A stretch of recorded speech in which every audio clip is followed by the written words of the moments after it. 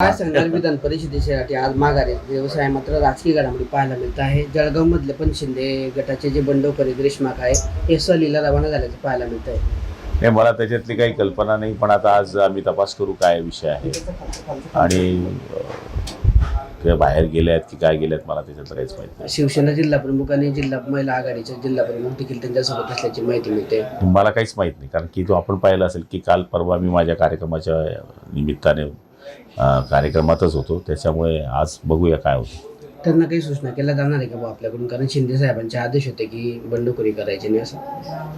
नाही, त्यांना त्या माध्यमातून आता ते समोर आल्यावर बोलू काय विषय आहे, कारण 3 वाजेपर्यंत माघारी आहे. व दुसरीकडे नाशिकमध्ये देखील राजकीय घडामोडी घडल्या. भाजपने बंडखोरी केलेली आहे. उदय सामंत त्यांची भेट घेण्यासाठी आले, समजूत घालण्यासाठी आले, मात्र दोघंही गीते बंधूंनी उदय सामंतांची भेट घेणं टाळलेलं आहे. कुठेतरी भाजप त्या ठिकाणी बंडखोरीवर किंवा अर्ज उमेदवारीवर ठाम असल्याचं पाहायला मिळतंय. त्यांनी उमेदवारीचा अर्ज भरलेला आहे, सगळं जग जाहीर आहे, त्यामुळे तिथलं आता सगळं गिरीश भाऊ पाहतात ते पाहतील आणि आम्हाला खात्री गिरीश भाऊ त्याच्यातला तोडगा काढतील. एकीकडे भाऊ इकडे शिवसेनेला सांगायचं की बंडखोरी करायची नाही, महायुतीचा धर्म पाहायचा, दुसरीकडे भाजपची उमेदवारी काय आहे भाऊ, भाजप महायुतीचा धर्म हे पाहायचा. बघा, 3 वाजेपर्यंत आता अजून सध्या बोलणं उचित नाही आहे. 3 वाजेपर्यंत आपण वाट बघू, वेट अँड वॉच. राज्यभरामध्ये पण अनेक शिंदे सेनेचे जे आमदार आहेत त्यांच्याकडून त्यांच्या मुलांची बंडखोरी पाहायला मिळाली. अब्दुल सत्तारांनी शेवटपर्यंत बंडखोरी केली. उपमुख्यमंत्र्यांची भेट घ्यावी लागली. काल मुख्यमंत्र्यांची भेट घेतली, त्याच्यानंतर त्यांनी आज उमेदवारी अर्ज मागे घेण्याचा निर्णय घेतलाय. त्यांचं एकच नाराजी आहे की त्यांचं म्हणणं आहे की मोठा भाऊ जो आहे भाजप तो स्थानिक पातळीवर लहान भावाला संपवण्याचा प्रयत्न करतोय.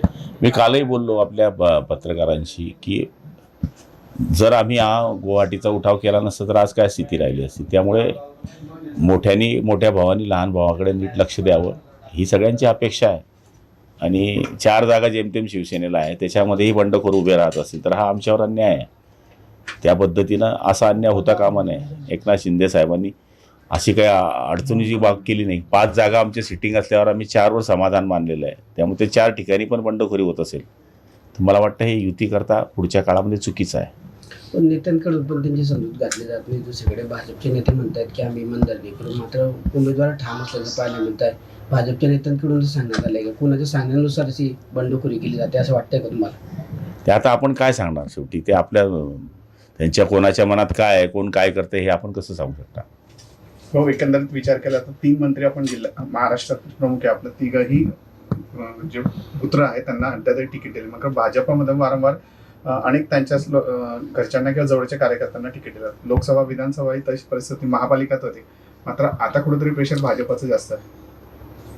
नाही, असं काही म्हणता येणार नाही. शेवटी युतीमध्ये आता कोण कोणाला जागा द्यावं मला ह्या त्यांचा स्वाभाविक प्रश्न असतो आणि ऐन वेळेस कोण पक्ष कोणत्या माणसाला तिकीट देतं हे आपण आता आपल्या नजरेने पाहिलेलं आहे.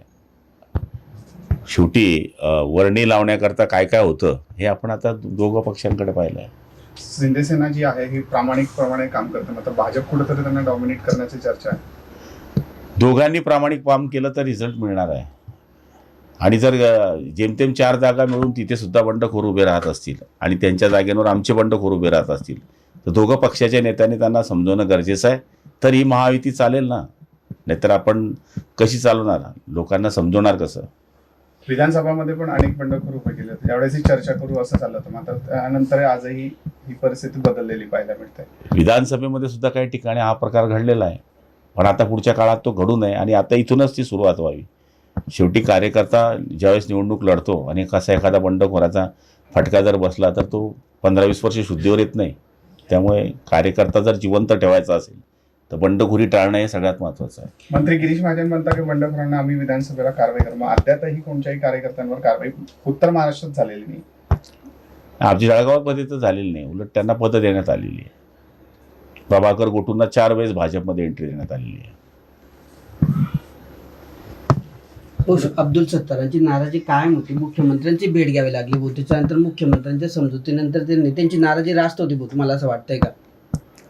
बघा, नाराजी आता त्या स्थानिक पातळीवर त्यांना जे वाटतं ते त्या ठिकाणी त्यांनी मांडलेलं आहे आणि मुख्यमंत्री उपमुख्यमंत्र्यांनी त्यांची नाराजी दूर केलेली आहे. आता त्यांची नाराजी दूर झाली तर त्यांची समजूत काढलेली असेल, त्यांना पटलं असेल.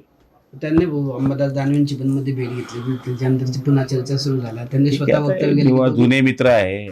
एवढं काही व्यक्तिगत पक्षांची जरी फारकत झाली असली तरी जुने मित्र 25-25, 30-30 वर्षाचे संबंध आहे. भेट घेणं काय उचित चुकीचं नाही आहे.